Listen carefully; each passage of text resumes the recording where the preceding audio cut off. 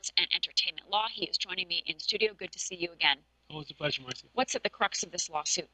The crux of the lawsuit, I think, takes us into our new generation of sports, where we are now combining what we know anecdotally about what's going on and the science that supports it.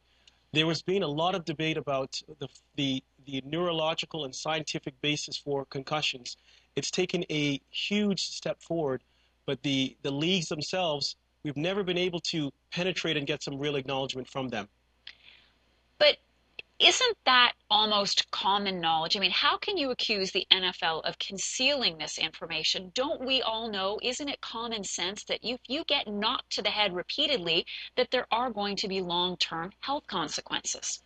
Well, anecdotally, yes, I think it's true, but you have to be able to prove that in a court of law.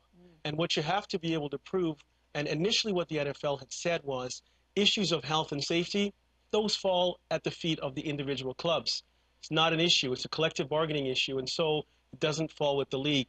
The court saw beyond that, and so proving it is a different story. One of the things that Justice Brody, who is the judge that was assigned when all of this class action was consolidated in Philadelphia, said when she forced the parties to mediation was, both of you might not like what I say if this goes to trial. And so it was her way of not only pushing the parties forward, but saying that at the end of it, the winners might be the lawyers. What does this mean then for other sports?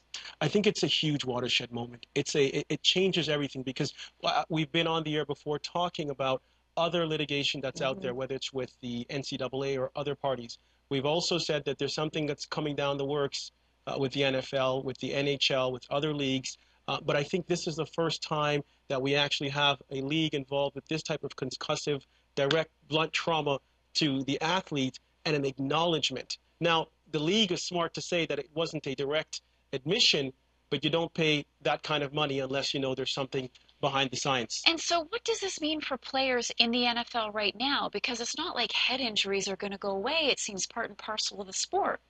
One of the things that I think the viewers need to remember is a concussion is not necessarily something that you're going to get directly struck, right? You know, it's the clear concussion is hitting their head to the ground, but the concussion really involves the brain being moved inside of that case, which is your skull. And so you may not directly contact a player, but if you're being jarred and your skull is moving around, that's where the issues happen. Now, there's going to be specific injuries to each individual, and so you'll have Hall of Famers, some of them, and this is where the litigation got challenging because you had individuals who had committed suicide, and we've seen a rash of that.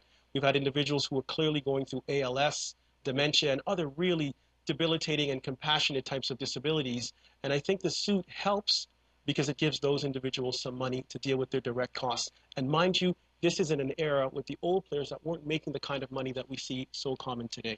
And just quickly, we have seen some changes to the sport. Do you expect more?